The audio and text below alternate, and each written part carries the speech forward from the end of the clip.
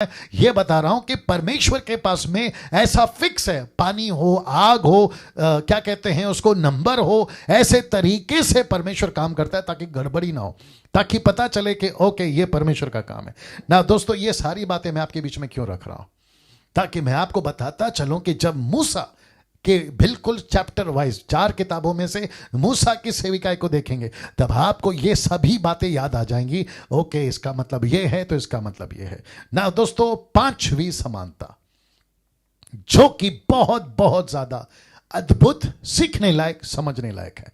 अगर इसको मैं अलग से एडिट करके वीडियो अपलोड करता हूं, आप लोग उसको भी शेयर कर सकते हैं, दूसरों के साथ में आप लोग बांट सकते हैं ना। दोस्तों, मैं चाहता हूं कि जितनी तादाद में आप लोग जुड़ सकते हैं जुड़ते चले जाएं आज, और फिर मंगलवार के दिन से आपको जो है इन अध्ययनों को सीखना है ना। 5वीं समानता क्या है पास डैनियल जी? ये रहा, एक है टबरनेकल और नए यरूशलेम में जी, उस वक्त का टबरनेकल और इस वक्त का जिसकी हम सब अपेक्षा कर रहे हैं, नया यरूशलेम।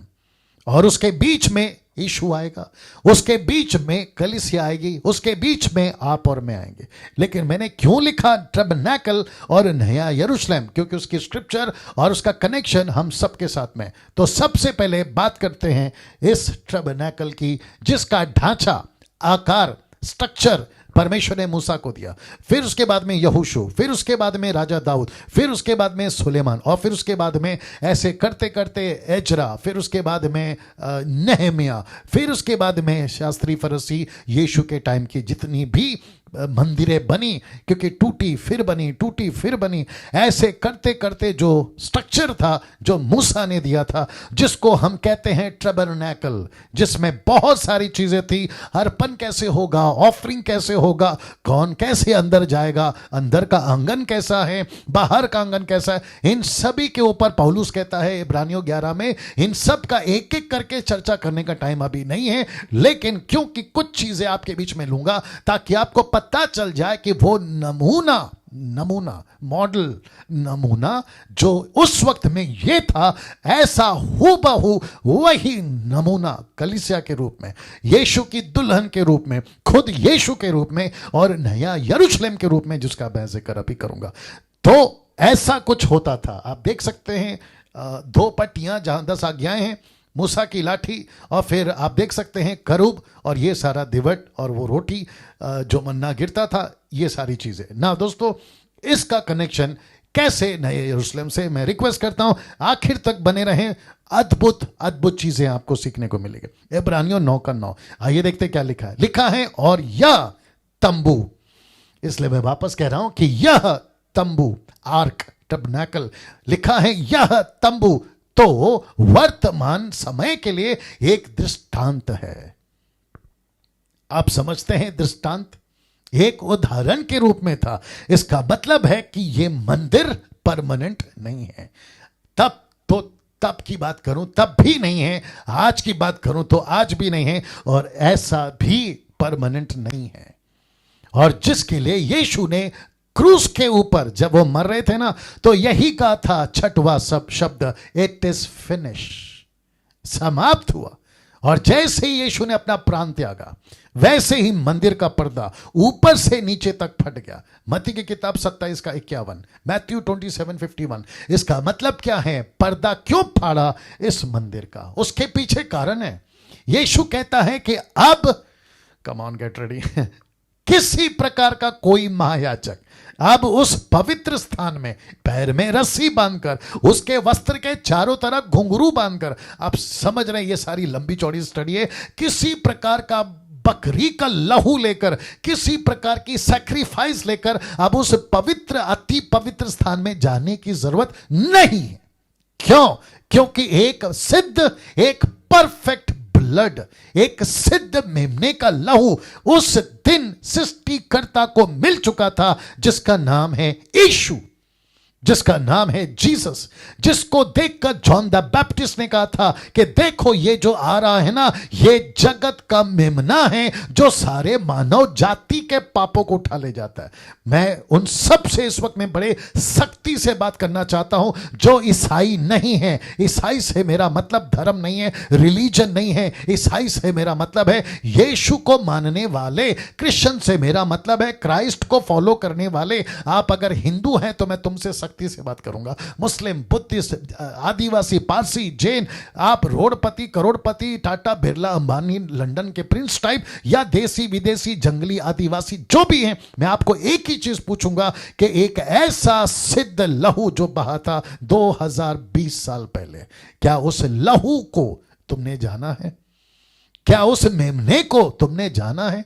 जो बलिदान तुम अभी तक चढ़ा रहे आ रहे हो, कभी पेड़ के नीचे तो कभी पहाड़ के ऊपर, आपको इशारा मिल रहा होगा, कभी इसके नाम पे तो कभी उसके नाम पे, तो कभी उस व्यक्ति के नाम पे तो कभी इस व्यक्ति के नाम पे, अपने कुल देवता के नाम पे, देवी के नाम पे तुम लहू बहाते आ रहे हो। इस आशा से दया आती है कभी कभी आप लोगों के ऊपर कि कैसे अंधे बनकर आप लोग किसी अंधे को फॉलो कर रहे हो।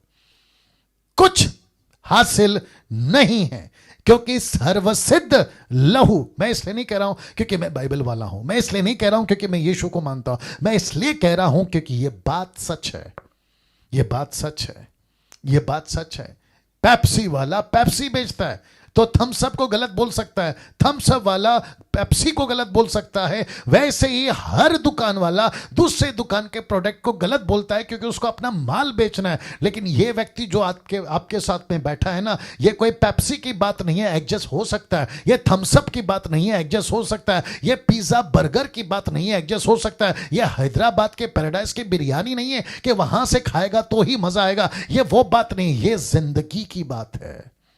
ये जिंदगी की बात है। ये तो ऐसा है मानो तुम ऑफिस में काम कर रहे हो और अचानक से तुमको किसी का फोन आता है पुलिस वाले का कि तुम जितनी जल्दी हो सके बिल्डिंग खाली करो, क्योंकि अभी अभी पता चला है सूत्रों के अनुसार कि इस बिल्डिंग में बम रखा है। तुम नहीं पूछोगे उस पुलिस वाले को तू किस पार्टी का है, तेरा नाम क्या है, तू हिंदू है कि क्रिश्चियन है, नहीं पूछोगे। आप उस पुलिस वाले पे भरोसा करते हो। वैसे ही यीशु पे भरोसा मैंने किया 27 साल पहले, वैसे ही भरोसा तब के लोगों ने किया, आज के लोगों ने किया। इसलिए आपको कह रहा हूं, यह जिंदगी का सवाल है, यह नरक का सवाल है, यह स्वर्ग का सवाल है। यहां प्रश्न है तुम्हारी जिंदगी का। लहू तुमने बकरी का बहाया, कुछ नहीं मिला। हर साल बहा रहे हो, कुछ नहीं मिल रहा। तुमने बछड़ों का बहाया है, तुमने न जाने कितने पक्षियों का बहाया, इंसानों का और बच्चों का बहा दिया, इस आशा से कि जन्नत मिल जाएगी, स्वर्ग मिल जाएगा, खुदा मिल जाएगा, भगवान मिल जाएगा, ईश्वर मिल जाएगा। नहीं मिलेगा, क्योंकि जिस परमेश्वर ने इंसान को बनाया है वही परमेश्वर की कीमत वही परमेश्वर दे सकता है, क्योंकि मनुष्य टोटली पापी है। जिस दिन से आदम से पैदा हुआ टोटल पापी है। पापी आदमी कैसे परमेश्वर खुश कर सकता है, बताइए? वाह, सोच के देखिए अजीजों, दोस्तों। मेरी बातें कुछ लोगों को गुस्सा आएगी, मैं तो बता ही रहा हूं, गुस्सा करके कुछ नहीं होने वाला है, ना तब ना अब। यीशु पर भी किया था लोगों ने गुस्सा, कोई फर्क नहीं पड़ा। आखिर मुंह की खानी पड़ी उन्हीं लोगों को। वैसे ही होगा आज भी। जो सच है वो सच है, उसके ऊपर बहस मत करो, उसके ऊपर किसी प्रकार का ये मत करो। कुछ बोलेंगे ओ आपका है ना, हम चर्च बंद कर देंगे, आपकी बाइबल फाड़ देंगे, पास्टर को ही मार देंगे, एवेंजलिस्ट को ही मार देंगे। मारो, कितने मर गए, फिर भी पैदा हो रहे हैं ना। तुम 1 को मारोगे, 2 को मारोगे, 10 को मारोगे, 1000 को मारोगे, लाखों को मारोगे, करोड़ों को मारोगे, लेकिन वो परमेश्वर की ताकत को कैसे मार सकते हो जो खुद भेज रहा है? हम सबसे पंगा ले सकते हैं, हम सबसे टक्कर ले सकते हैं, लेकिन जिसने तुमको मुझको बनाया वो ईश्वर, वो सर्वशक्तिमान, वो ऑलमाइटी गॉड, वो एक ऐसा रचयिता, उसको कैसे मारोगे? बात को समझा करो, मूर्खता वाली बात मत किया करो। तो इसका मतलब है कि वो एक दृष्टांत था। कौन? ये मंदिर, जिसमें ऐसी भेंट बलिदान चढ़ाए जाते थे जिनसे आराधना करने वालों के विवेक सिद्ध नहीं हो सकते, किसी प्रकार का कोई फायदा नहीं होता था। यह सिर्फ मन की तसल्ली, यह सिर्फ संतुष्टि, और वो भी कब तक? जब तक सर्वसिद्ध नहीं आ गया। ये लिख कौन रहा है? वो एक ऐसा आदमी जिसका नाम है पौलुस, जिसने ऐसी शिक्षाएं, यहूदियों की शिक्षाएं, शास्त्री फरीसियों की शिक्षाओं को गोट गोट के पिया है। ऐसा आदमी जिसका नाम है पौलुस। इससे बेहतर व्यवस्था को कोई नहीं जान सकता। इससे बेहतर ऐसी स्टडी कोई नहीं दे सकता जो पौलुस दे सकता था। वो कह रहा है कि ऐसी आराधना, ऐसे बलिदान से किसी का विवेक सिद्ध नहीं हो सका, परफेक्ट नहीं हो सका। अब दोस्तों इसको देखिए, इब्रानियों 3:5 क्या कहता है पौलुस मूसा के बारे में? कहता है मूसा तो, याद आ गया ना मूसा जी, क्योंकि कनेक्शन और टीचिंग उसी का है। मूसा तो उसके सारे घर में सेवक की नाई विश्वास योग्य रहा, विश्वास योग्य। इसका मतलब क्या है? मूसा को परमेश्वर ने यह सारा कुछ दिया था ताकि सर्वसिद्ध, और आपको याद आ गया उत्पत्ति की किताब का 3 अध्याय वचन 15, वो बीज जिसका नाम है यीशु, वो बीज वो औरत के द्वारा जो शैतान के सर को कुचलेगा। एग्जैक्टली यही हुआ। कुलूसी की किताब अगर आप उसका 1-2 अध्याय पढ़ो तो लिखा है कि यीशु मसीह ने शैतान का क्रूस के ऊपर खुल्लम खुल्ला तमाशा किया। ये सब बातें बताती है। तो मूसा विश्वास योग्य सेवक था। उसके घर में परमेश्वर ने जो टेम्पररी घर बनाया था ना यीशु के आने तक, उसके घर में वो विश्वास योग्य सेवक था, फेथफुल था वो। मैंने आपको बताया था ना कि मूसा ने 3 चीजें कभी नहीं करी, व्यभिचार, घमंड, पैसा, लालच, मूर्ति पूजा, ऐसा उसने कभी नहीं करा, है ना। लिखा है कि जिन बातों का वर्णन होने वाला था, याद रखो होने वाला था भविष्य में, उनकी गवाही दे। तो मूसा गवाही देता था किसकी? यीशु की। कहां लिखा है? एक्सोडस 18 में लिखा है, 18 अध्याय में, कि परमेश्वर मुझ जैसा एक नबी खड़ा करेगा। तो जितने मुस्लिम लीडर्स हैं, जाकिर नाइक, आप जैसे लोग और उनके जो जितने चेले लोग हैं या उनके फॉलोवर्स हैं, उनको कहना चाहता हूं कि तुमने उस नबी को कहा था कि वो मोहम्मद है। मैं आपकी गलतफहमी दूर कर दूं कि वो मोहम्मद नहीं है, वो यीशु है, जिसका जिक्र मूसा ने करा कि मेरे बाद एक आएगा, ऐसे न जाने कितने, वो यहूदियों में से आएगा, यहूदियों का भाई कहलाएगा। अब हिस्ट्री जांच कर देख लो, मैं इसके ऊपर फिर कभी बात करूंगा क्योंकि मैंने इसकी भी स्टडी करी है कि ये क्या था जिसका जिक्र एक्सोडस 18 में मूसा ने करा। वो कौन था? नहीं मिलता आपका मोहम्मद यहूदियों से, नहीं मिलता कोई कनेक्शन उसका मोहम्मद के भाइयों से, किसी यहूदियों के भाइयों से। कैसे बोल सकते हैं? उठपटांग कोई भी स्टेटमेंट दे देते हैं, और मसीह लोग भी कभी कभी डाउट में आ जाते हैं कि यार ये आदमी सही बोल रहा होगा, एक बार जांचो तो सही कि किसकी हिस्ट्री क्या है, किसका बैकग्राउंड क्या है। यहूदियों में से होना चाहिए। मुझे प्रूफ करके बताओ कहां है वो यहूदी। मोहम्मद की बात कर रहा हूं। ये सारी चीजें कनेक्शन कहां से होना चाहिए? इस्राएलियों में से। ऐसा लिखा है कि हम में से बात करते हैं आप लोग। लिखा है कि उनकी गवाही दे। किसकी गवाही दे? एक मसीह आएगा। किसकी गवाही दे? एक ऐसा टैबरनेकल खड़ा होगा। किसकी गवाही दे? एक ऐसा मसीह आएगा, उसकी गवाही देगा ना। इसको देखे इब्रानियों किताब उसका 9:24, क्योंकि मसीह ने, अब बहुत ध्यान से देखना, मसीह ने उस हाथ के बनाए हुए पवित्र स्थान में, जो सच्चे पवित्र स्थान का नमूना है। कौन सा नमूना रखूंगा? लिखा है जो सच्चे पवित्र स्थान का नमूना है, प्रवेश नहीं किया। तो यीशु ने प्रवेश कहां नहीं किया? यहां नहीं किया। यीशु को क्रूस पर कहां मारे? मंदिर के बाहर। यीशु को बलिदान कहां करे? मंदिर के बाहर। यीशु ने नहीं किया। लहू कहां बहा? बाहर। यह सब का कनेक्शन है, फिर कभी इसके ऊपर बात करेंगे। लेकिन लिखा है उस हाथ के बनाए हुए पवित्र स्थान में प्रवेश नहीं किया, जो सच्चे पवित्र स्थान का नमूना है। जी, प्रवेश नहीं किया। लिखा है पर, हाँ, ये जो शब्द है ना पर, लिखा है पर स्वर्ग ही में प्रवेश किया। कहां प्रवेश किया वो भी बताऊंगा, ताकि हमारे लिए अब परमेश्वर के सामने दिखाई दे। तो यीशु मसीह आज भी, इब्रानियों किताब उसका 7:25 लिखा है, आज भी मध्यस्थी करते हुए, आज भी वो परमेश्वर के सामने खड़ा। किसका लहू? खुद का लहू। बकरी का नहीं, मुर्गी का नहीं, बैल का नहीं, बछड़े का नहीं, जानवर का नहीं, किसी बच्चे का नहीं, बल्कि खुद का लहू। ऐसा लहू लेकर वो परमेश्वर के सामने दिखाई देता रहता है, आज भी दिखाई देता रहता है। इसलिए तो कह रहे हैं ना, आप अपना जीवन जब परमेश्वर को देते हो ना, ऐसे झटके में आपका ट्रांसफॉर्मेशन हो जाता है, आपका बदलाव हो जाता है। आपकी पुस्तक में जो नाम लिखा था ना पहले पापी जीवन में, नरक की किताब में, लेकिन जैसे ही तुम अपनी जबान से कबूल करते हो कि मैं यीशु का हूं, मैं इसको स्वीकार करता हूं, उसी क्षण, उसी पल, उसी घड़ी, सेम मोमेंट आपका नाम वहां से काटकर जीवन की पुस्तक में लिख दिया जाता है। वाह। अब आपको कुछ दिखाता हूं, पहले ये देख लीजिएगा और फिर ये देख लीजिएगा। लिखा है कैसा था ये नमूना, ताकि मैं आपको कनेक्ट कर सकूं आज का जो सच्चा मंदिर, आज का जो सच्ची टेंपल ट्रबनैकल, आज की तारीख में आत्मिक ट्रबनैकल, उसमें कैसा व्यवहार करना चाहिए। तो वापस आपको दिखा देता हूं ये और फिर ये। इनका डर, जी दोस्तों, इनका डर कैसा होता था बता। तो इसलिए लिखा है कि कैसा था ये नमूना, जिसको अभी अभी आप पढ़ चुके हैं कि वो नमूना था। मैं फिर कहता हूं कि ये नमूना था, ये नमूना था। अब कुछ लोग हैं ना, कुछ हमारे मुंबई, नागपुर, पुणे के अंदर भी और साउथ में भी और अब इजराइल में भी, अब इसी को लेकर फिर से शुरू हो गए। बोला वो सब विधियां पालो, वो कैलेंडर फिर मंगा लिए, फिर वो उनका रिचुअल फिर मंगा लिया। कौन सा दिन उनका न्यू ईयर था, कौन से दिन वो कौन सा बकरा काटते थे, कैसे काटते थे, कैसे खाते थे, वापस शुरू कर दिया। मूर्खों की संख्या, मूर्ख नहीं महामूर्खों की संख्या, हद होती है यार।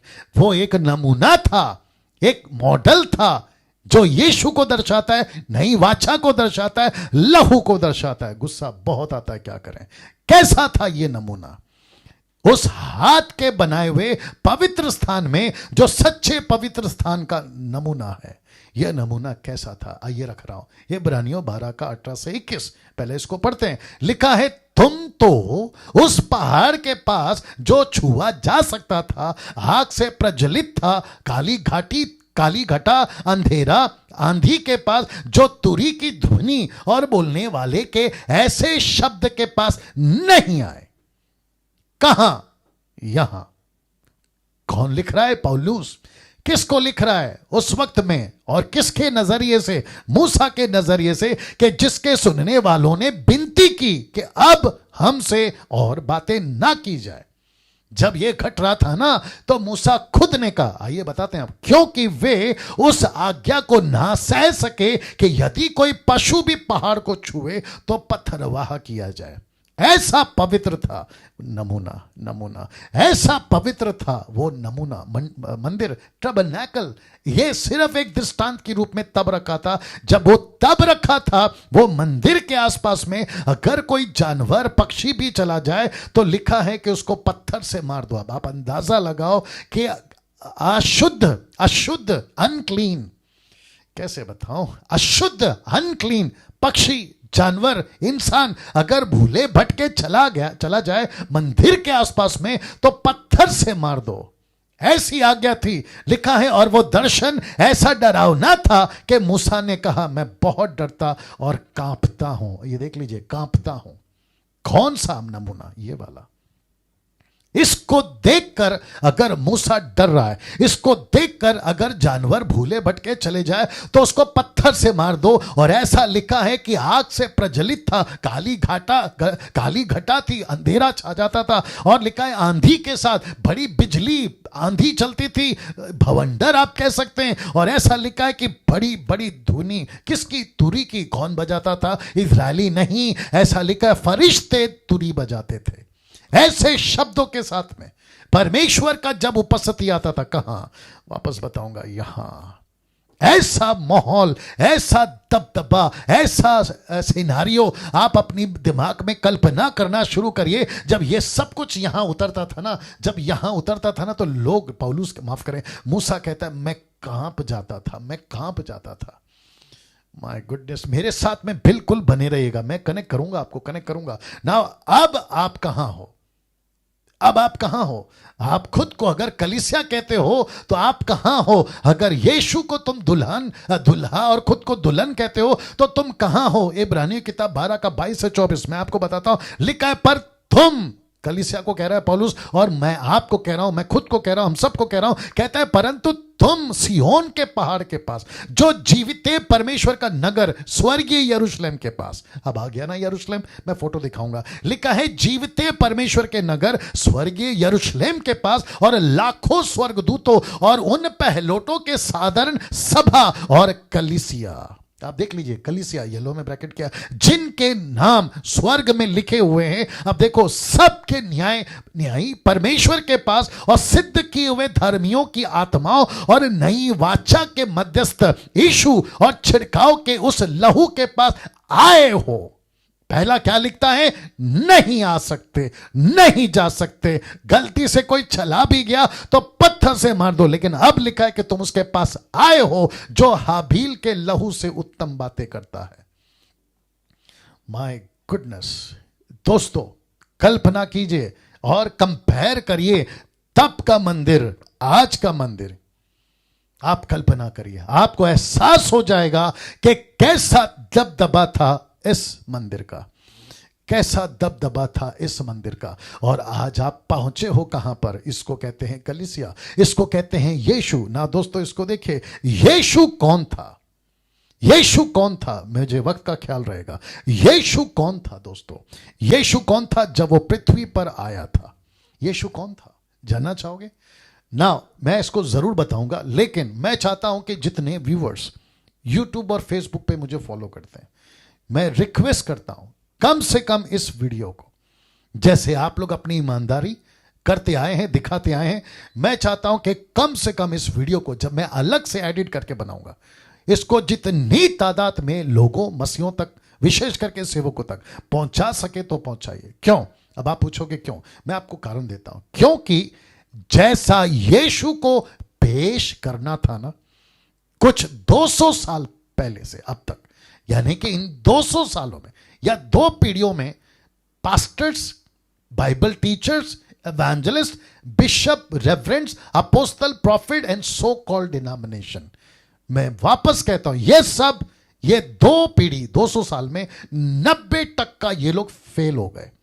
यीशु को जैसा पेश करना था वैसा पेश करने में मुझे इस बात का दुख भी है और साथ ही साथ गुस्सा भी है।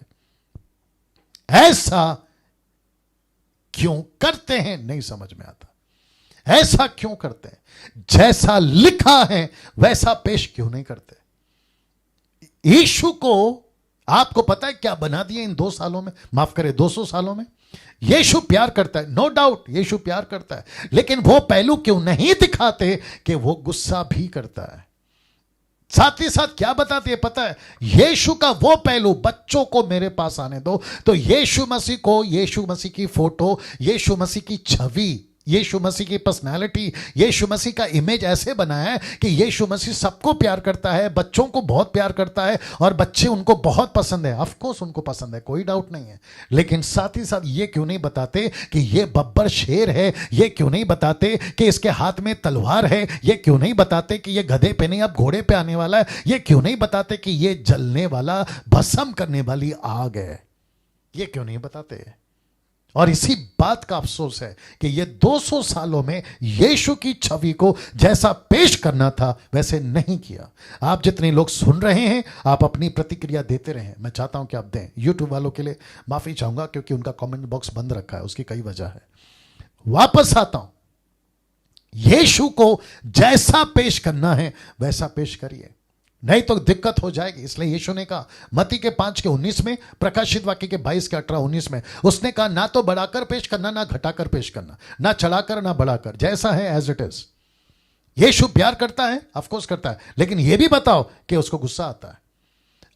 बाप रे, एक टॉपिक और चर्चा करेंगे वचन पे चर्चा पे, और वो है वंस सेव्ड ऑलवेज सेव्ड। ये वाला कॉन्सेप्ट आ गया है मसीह समाज के अंदर। कहते हैं आपका उद्धार हो गया है, मौज करो, मस्ती करो, जो करना है करो, क्योंकि तुम पक्का स्वर्ग में जाओगे। लीजिए, ऐसे नमूने, ऐसे प्रचारक या ऐसे बाइबल टीचर मसीह समाज में, इनकी संख्या सड़े घाव की तरह फैल रही है, जिसका जिक्र 2 तिमोथी 5:16 से आगे पौलुस ने किया। ये लोग सड़े घाव की तरह फैलेंगे। वाह!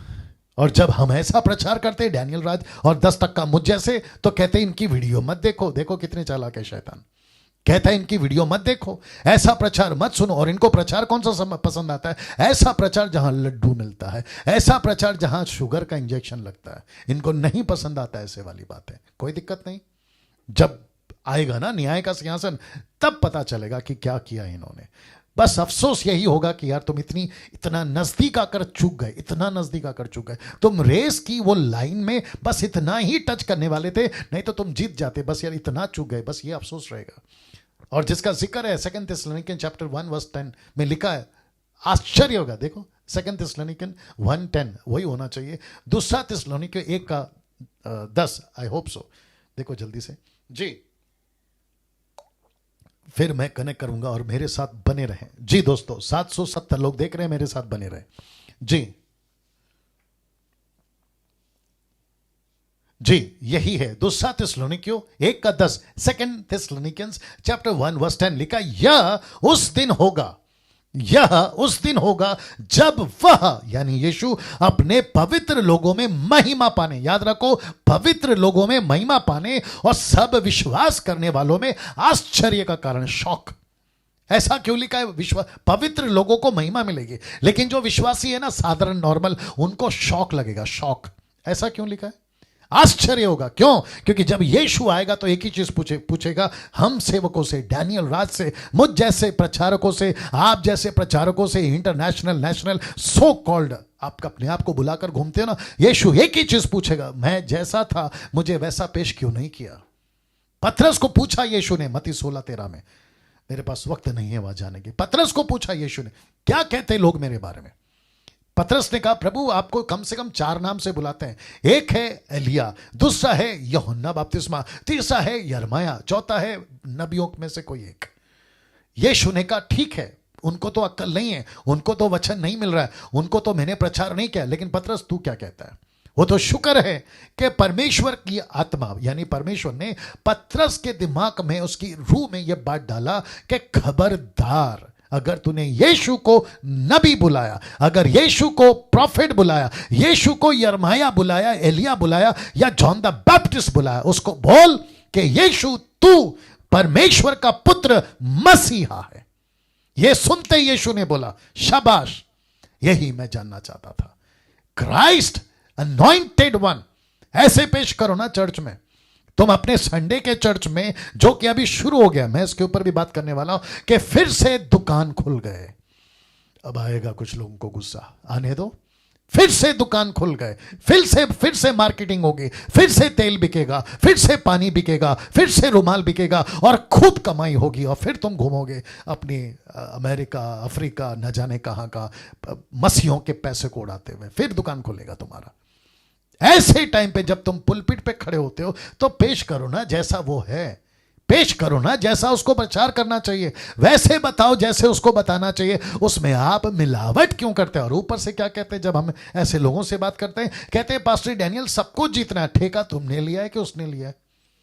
पौलुस का स्टेटमेंट देते हैं, कहते हैं यहूदियों के लिए यहूदी बन गया, यूनानियों के लिए यूनानी बन गया। वो एक वचन है, लेकिन किसी भी डॉक्ट्रिन को सिद्ध करने के लिए एक वचन काफी नहीं होता। फिर वही तो पौलुस कहता है ना, rightly dividing the word of God, 2 Timothy 2:15। फिर वो कौन है? वो भी तो पौलुस है। तिमोथी को डांट लगाता है कि वचन में मिलावट मत कर, तीतुस को डांट लगाता है वचन में मिलावट मत कर, कुरिन्थियों की कलीसिया को डांट लगाता है मिलावट मत कर, पतरस को डांट लगाता है वचन में मिलावट मत कर। फिर ये कौन सा पौलुस है? सी दैट हद होती है यार। वचन जैसा है, संडे को तुम नाचते हो तो 2-2 घंटा, ऊपर से तुम्हारी म्यूजिक बजती है 2-2 घंटा, फिर उसके बाद में कलीसिया थक हार कर जब नीचे बैठती है तो तुम्हारा प्रचार का शुरुआत में ही बोलते मैं ज्यादा नहीं बोलूंगा, थोड़ा सा बोलूंगा, आइए बाइबल खोले। मेहरबानी कर रहे हो, मेहरबानी कर रहे हो। अच्छा, आप लोग ये भी बोल सकते कि डैनियल भाई चर्च उनका है, डिनोमिनेशन उनका है, पास्टर उनका है, आपको क्या तकलीफ है? आपको नहीं, बाप को। क्योंकि यहां बात हो रही है यूनिवर्सल चर्च की, यहां बात हो रही है सर्वव्यापी कलीसिया की। हम कैसे अलाउ करें कि यीशु की देह को कोई आ रहा है भेड़िया, वुल्फ, और नोच के खा रहा है? हम कैसे चुप बैठे? इसलिए तो यीशु ने कहा ना यूहन्ना 10:12 में कि मजदूर जो है ना वो भेड़िया को देखकर भाग जाता है, लेकिन चरवा नहीं। डैनियल राज और मसीह मंथन चरवा, हम चरवा हैं। हम पैसे के लिए मजदूर नहीं हैं और ना ही हम स्वामी हैं, हम चरवा हैं। यही वजह है कि हमको चिंता है, जैसे पौलुस ने कहा। तो बात करता हूं मैं यहां पे, आता हूं कि यीशु कौन था जब वो पृथ्वी पर आया था। देखना चाहोगे? यीशु खुद यरूशलेम का वो मंदिर था। आप बोलोगे कैसे? आइए बताते हैं। आप बोलोगे कैसे? यीशु खुद जब वो पृथ्वी पर था, वो यरूशलेम था, वो खुद मंदिर था। कैसे साबित होगा पास्टर डैनियल? अभी बताते हैं। प्रकाशित वाक्य 21 का 22 में जानना चाहोगे क्या लिखा है? लिखा है, और मैंने उसमें कोई मंदिर नहीं देखा। कहां? एक ऐसा नगर जिसको कहते हैं यरूशलेम, एक ऐसा नगर जिसको कहते हैं स्वर्ग, एक ऐसा नगर जिसको कहते हैं परमेश्वर का स्थान, जिसका जिक्र यूहन्ना की किताब 14 का 1 में यीशु ने कहा, मेरे पिता के घर में। तो लिखा है वहां कोई मंदिर नहीं देखा। लिखा है क्योंकि सर्वशक्तिमान प्रभु परमेश्वर मेमना उसका मंदिर था। वाओ! फिर कहता हूं, यीशु कौन था पृथ्वी पर? खुद मंदिर था। वो नमूना, वो मॉडल जो मूसा को दिया था, चलता फिरता 3.5 साल तक इस पृथ्वी पर, मिडल ईस्ट में, बैतलहम में, जॉर्डन में, आपके गलील में 120, उसके बाद 3000 के बीच में, और आज भी चलता फिरता यरूशलेम, यीशु खुद वो मंदिर है। इसका जिक्र और इसका सबूत यहां मिलता है। कैसे? एक और रेफरेंस दे रहा हूं, यूहन्ना 1 का 14 वचन 1 कहता है, आदि में वचन था, वचन परमेश्वर के साथ था, वचन परमेश्वर था। लेकिन 14 क्या कहता है? देखिए, वचन देहधारी हुआ, फ्लैश में प्रकट हुआ। कौन सा फ्लैश? मंदिर। ये मंदिर प्रकट हुआ। ऐसा कनेक्शन कभी आपने नहीं देखा होगा। वचन देहधारी हुआ, अनुग्रह और सच्चाई में परिपूर्ण होकर हमारे बीच में डेरा किया। वो वक्त था 40 साल, मूसा के टाइम पे आता था परमेश्वर की उपस्थिति, आती थी परमेश्वर का पवित्र स्थान, लेकिन वो था टेम्पररी, वो था नमूना, वो था मॉडल। लेकिन अब लिखा है मनुष्य के बीच में डेरा किया, और हमने उसकी ऐसी महिमा देखी जैसे पिता के एक लौते की महिमा। यीशु कौन है? खुद मंदिर है। यीशु कौन है? खुद स्वर्ग है। यीशु कौन है? खुद यरूशलेम है। और उसने हमको और आपको क्या बनाया? कलीसिया। हम भी मंदिर है। मेरे पास वक्त नहीं है बताने के लिए। पहला कुरिन्थियोस का निकालो, पहला कुरिन्थियोस का 3 का 16, जल्दी निकालो। पहला कुरिन्थियोस का 3 का 16। अजीजों, मेरे साथ बने रहें, दोस्तों मेरे साथ बने रहें। ऐसा प्रकाशन, ऐसी बातें आपके बीच में रख रहा हूं। जी, पहला कुरिन्थियों 3:16। पौलुस ने क्यों कहा? उसके पीछे मकसद क्या था? उसका मकसद यही था दोस्तों, उसका मकसद यही था, क्या तुम नहीं जानते कि तुम परमेश्वर का मंदिर हो और परमेश्वर का आत्मा तुम में वास करता है? स्टीफन कहता है, प्रेरितों की किताब 7वां अध्याय, आई थिंक 57-58 में, वो कहता है कि परमेश्वर हाथ के बनाए हुए घरों में नहीं रहता। हाथ के बनाए हुए घरों में नहीं रहता। कहां गया? हाथ के बनाए हुए घरों में नहीं रहता। स्टीफन ने कहा शास्त्री फरीसियों से, नहीं रहता। मैं भी तो वही कह रहा हूं। हमने जिसको मंदिर बना के रखा है ना, कई तरह के डिनोमिनेशन, नाम नहीं लूंगा, ऐसे बहुत सारे मंदिर, ऐसे माफ करे, बिल्डिंग, पत्थर के, ईंट के, लकड़ी के, लोहे के, और ना जाने क्या क्या। ये नहीं है परमेश्वर का मंदिर। परमेश्वर का मंदिर आप खुद हैं। यीशु जी, आप खुद हैं। इसी का तो जिक्र है, देखिए ना, वो खुद मंदिर है। तुम्हें मसीह बसेगा। परमेश्वर कहता है मैं उनमें चलूंगा, उनमें फिरूंगा, वो मेरे लोग होंगे। क्या गजब है दोस्तों, क्या गजब है। क्या कभी ऐसा सोचा था कि यूहन्ना 1:14 कहता है कि उसने डेरा किया? क्या मतलब है इसका? वो हमारे बीच में चला फिरा, हमारे बीच में आया, हमारे बीच में घूमा। हमने उसकी ऐसी महिमा देखी जैसे इकलौते पुत्र की। अब इसको देखिए, मूसा की सेविकाई में परमेश्वर ने बताया था कि कितना पवित्र हूं। कौन? परमेश्वर। कैसा होना चाहिए मेरा मंदिर?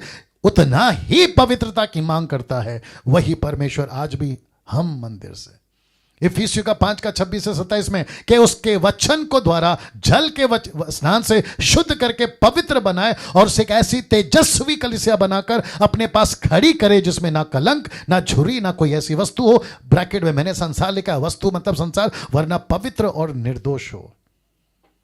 पवित्र और निर्दोष हो। क्यों? क्योंकि ये चर्च जिसको हम कहते हैं ना परमेश्वर की कलीसिया, जीवित परमेश्वर कलीसिया, सर्वव्यापी मसीह मंथन के जितने लोग हैं, एडमिन्स आप लोग जितने मुझे सुन रहे हैं, मेरी मिनिस्ट्री के लोग जितने सुन रहे हैं, मैं उन सभी को कहना चाहता हूं, अभी तक हमारा फोकस था बिल्डिंग, हमारा फोकस था एक डिनोमिनेशन, हमारा फोकस था एक ग्रुप, एक डिनोमिनेशन, वो बैनर और ये बैनर। लेकिन अब फोकस करना होगा यूनिवर्सल,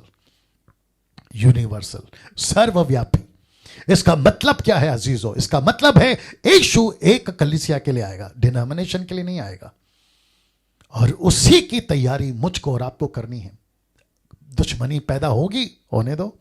यीशु को नहीं छोड़ा, यीशु ने खुद कहा ना, मुझ गीले को नहीं छोड़ा डैनियल, तो तुझ सूखे के साथ क्या नहीं करेंगे? अब आप बताइए, मुझको नहीं छोड़ा, मैं परमेश्वर हूं। एक जगह पे लिखता है, रेफरेंस याद नहीं आ रहा, आई थिंक लूका में लिखा है कि वे जब परमेश्वर के लोगों को मारेंगे ना, तो ऐसा लगेगा कि वो परमेश्वर की सेवा कर रहे हैं। सोचिए आप इस लेवल तक आ जाएंगे।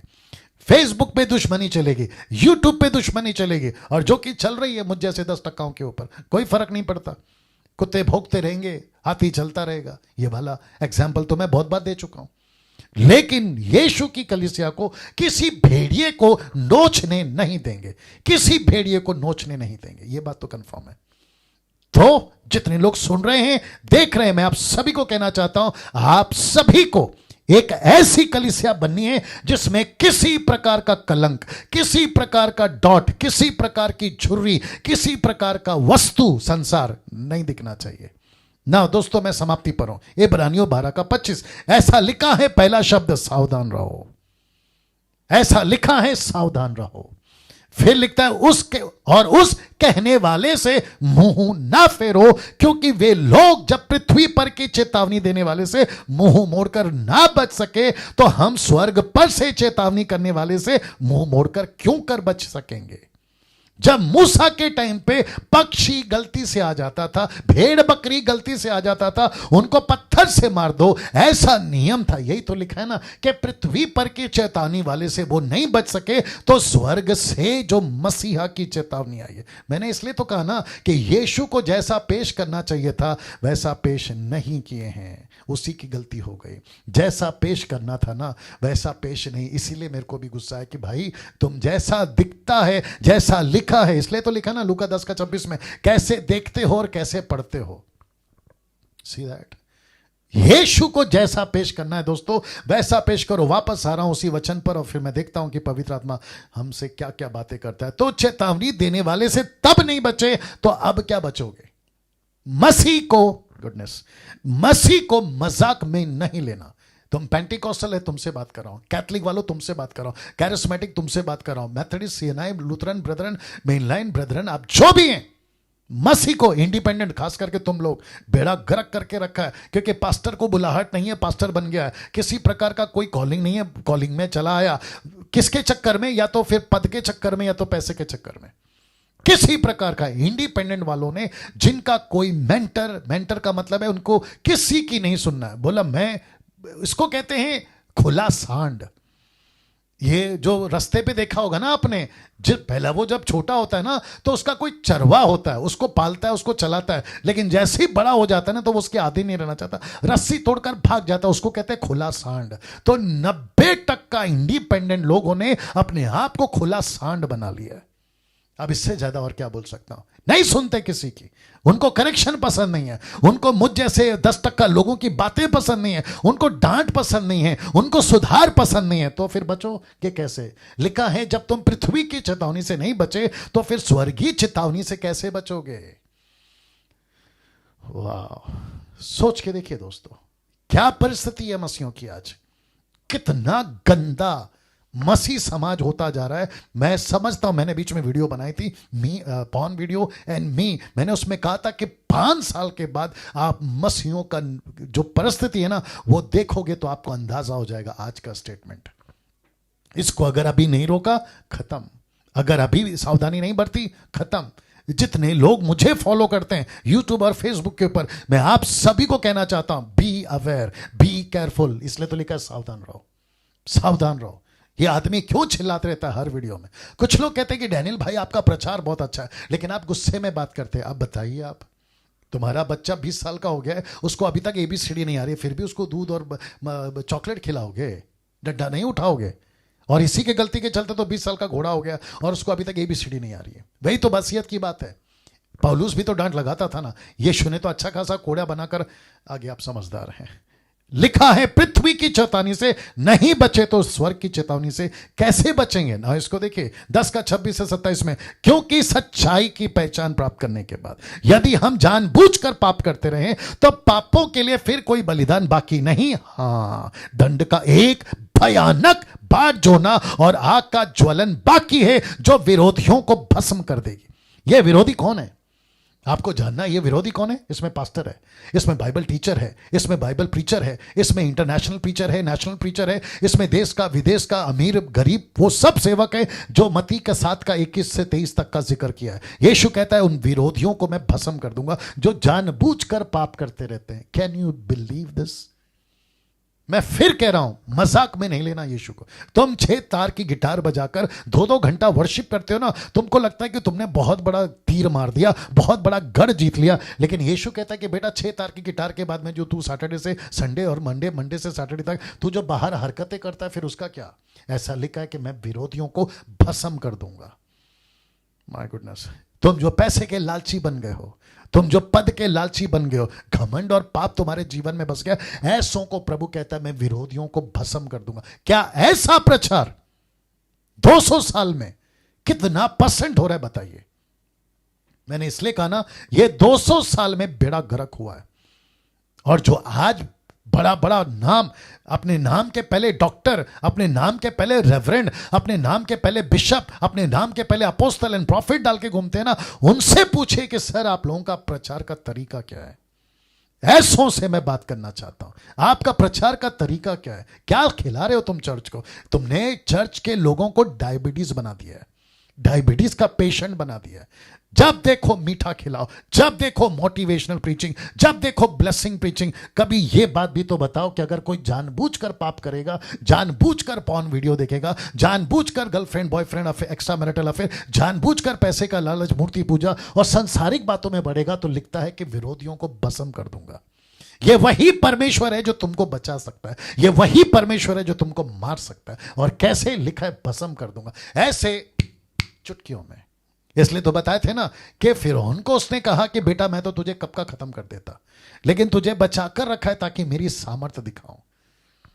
वैसे है परमेश्वर। इब्रानियों किताब उसका 8 का 10 का 28 से 29 में क्या लिखा? देखो, जबकि मूसा की व्यवस्था का ना मानने वाला 2 या 3 जनों की गवाही पर, जरा शब्द पे ध्यान दीजिएगा, लिखा है बिना दया के मार डाला जाता था।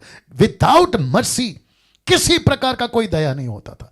उसको सीधा पत्थर से मार दो, बीच में खड़ा करो, मार दो। यीशु के पास लेकर आए थे मत्ती का, यूहन्ना की किताब उसका 8वां अध्याय में वे बिचार औरत को कहा कि इसको लिखा है मूसा ने पत्थर से मारो, तो यीशु ने कहा ठीक है मारो पत्थर से, लेकिन पहला पत्थर वो उठाए जिसने कोई पाप नहीं किया। और हम सभी जानते हैं कि यीशु तक भी वो सिस्टम चला कि अगर कोई गलत करता है तो पत्थर से मार दो। इसलिए लिखा है कि बिना दया के मार डाला जाता था।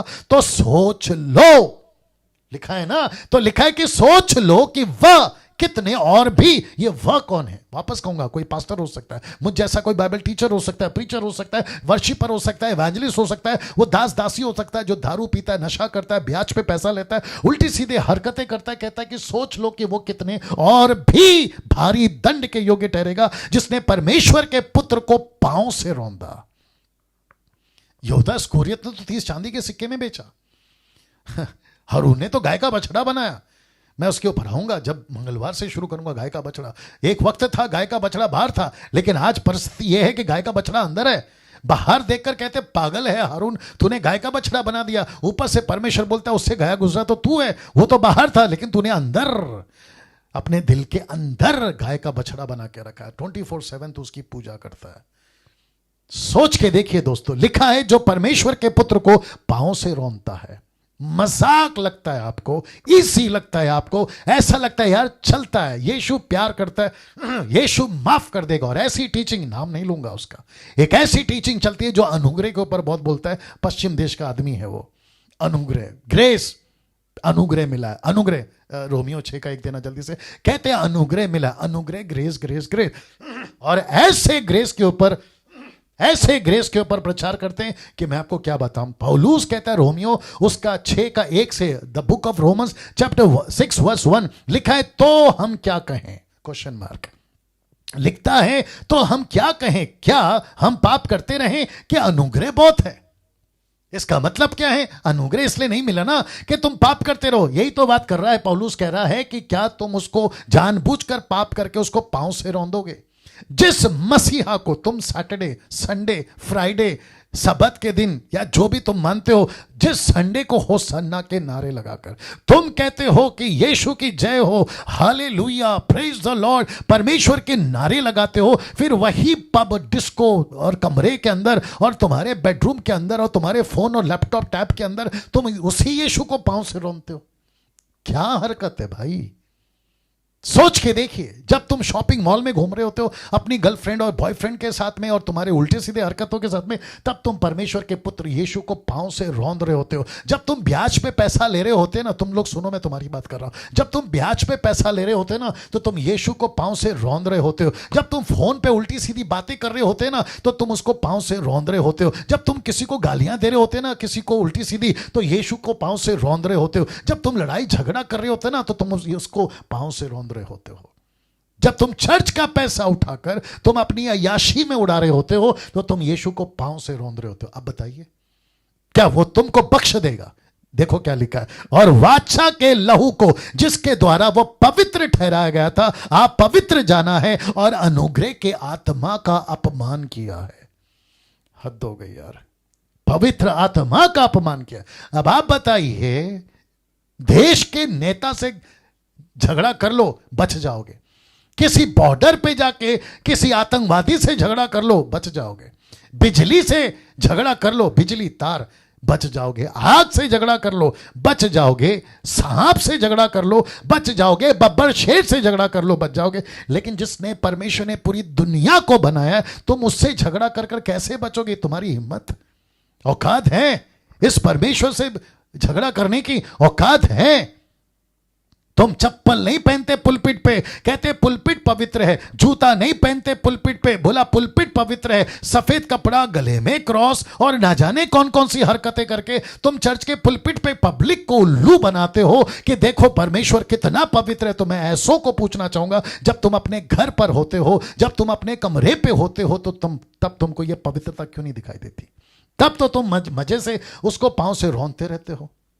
मैं इतना क्यों चिढ़ा हूं, मैं इतने गुस्से में क्यों बात कर रहा हूं? क्योंकि ऐसी रिपोर्ट आती रहती है, ऐसी रिपोर्ट आती रहती है। वाह, इसको देखिए इब्रानियों 10 का 30-31 में, मजा आएगा आपको।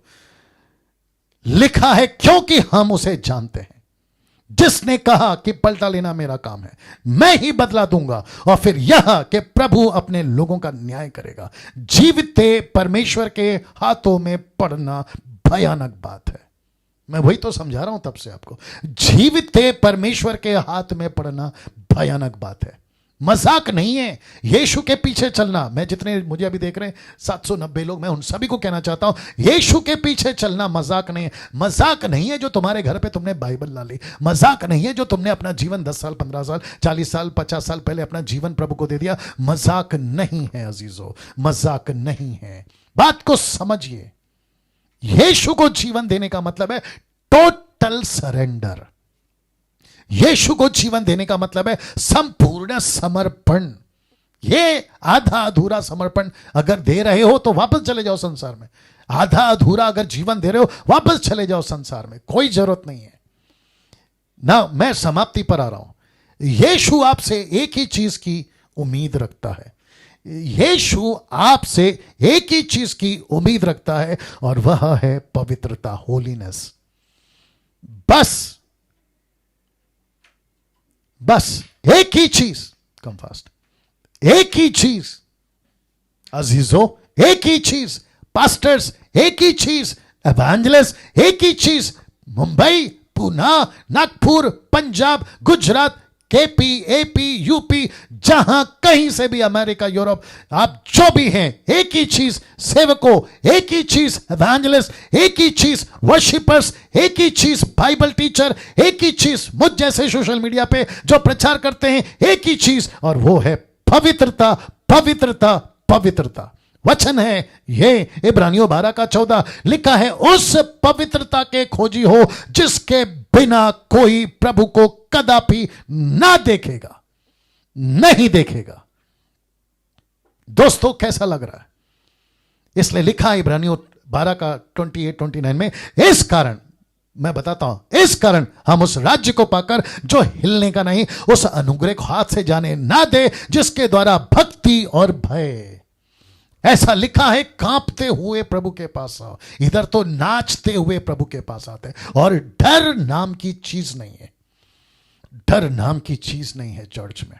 जैसा चाहो नाचो, जैसा चाहो कूदो, जैसा चाहो चलो। अरे प्रभु प्यार करता है, एक दिन जब मार पड़ेगी तब पता चलेगा। और ऐसों को 20 साल से अच्छे से जानता हूं, इसलिए ये बातें बोल रहा हूं। लिखा है भय सहित, डर नहीं है आज, इसलिए लिखा है, पौलुस कहता है भय सहित परमेश्वर की ऐसी आराधना कर सकते हैं जिससे वो प्रसन्न होता है, क्योंकि हमारा परमेश्वर भस्म करने वाली आग है। भय सहित, भय सहित। मैं यहां समाप्त करूंगा। मुझे आपकी प्रतिक्रिया एक ही तरीके से चाहिए। ये वीडियो मैं इसको एडिट करके डालूंगा, जो 5वां सिमिलैरिटी है ना, उसको टैबरनेकल और यीशु जो कनेक्शन मैंने दिया है, मैं उसको जब एडिट करके डालूंगा आज ही या कल, मुझे नहीं मालूम, लेकिन उसको खूब शेयर करिए। इवन इसको भी करिए, बात अलग नहीं है, इसको भी खूब शेयर करिए। सो आपको कैसा लगा?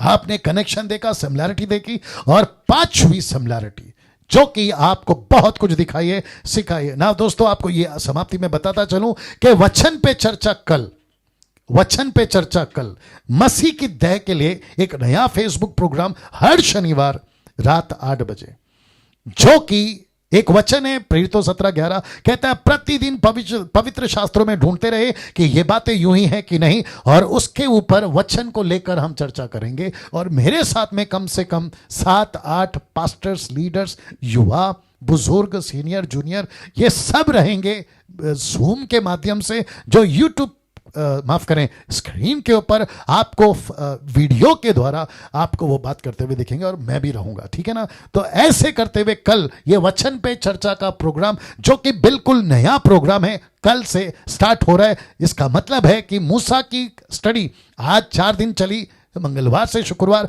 अब अगले हफ्ते मंगलवार से शुक्रवार, लेकिन हर शनिवार ये चलेगी। और फिर परसों है ऑनलाइन चर्च, जो संडे गजब का टॉपिक है, मैं कल बताऊंगा। तो ऐसे करते हुए जो टॉपिक हम कल ले रहे हैं सबसे ज्यादा इंपॉर्टेंट, क्योंकि अभी क्रिसमस का सीजन है, और वो रहेगा क्रिसमस ईसा जन्म उत्सव। इसके ऊपर हम कल ज्यादा बात करेंगे, और अगर वक्त रहा तो इसके ऊपर और एक टॉपिक डालेंगे, रोमियो की किताब उसका 10 का 9 से 10 में, ठीक है ना। इसके ऊपर चर्चा करेंगे। तो दोस्तों, मैं समझता हूं कि आप सभी ने बहुत बहुत आशीष पाई है, और मैं जानता हूं कि आपको अभी परमेश्वर ने हिला दिया है। आप बेचैन हैं, और ये अच्छी बात है। आपको यहां डर आ रहा है, अच्छी बात है। आप बेचैन हो गए हैं, अच्छी बात है। इसको बेकार जाने नहीं देना, इसको बचा के रखिए, संभाल के रखिए। जो मेरे मिनिस्ट्री के लोग हैं, मैं उनको भी कहूंगा, मसीह मंथन के एडमिन्स और मसीह मंथन के ग्रुप, मैं उनको भी कहूंगा, देश और विदेश से आप जहां से भी है, इसको पकड़ के रखिए, क्योंकि यीशु मसीह खुद मंदिर है। यीशु मसीह खुद ओरिजिनल टैबरनेकल है। यीशु मसीह मजाक में लेने वाली चीज या खेलने वाली चीज नहीं है। बी केयरफुल, बी अवेयर, ये बात को समझाते हुए और कहते हुए मैं यहां पे समाप्ति लूंगा, विदा लूंगा, और कल ठीक 8 बजे वचन पे चर्चा के इस प्रोग्राम में आपसे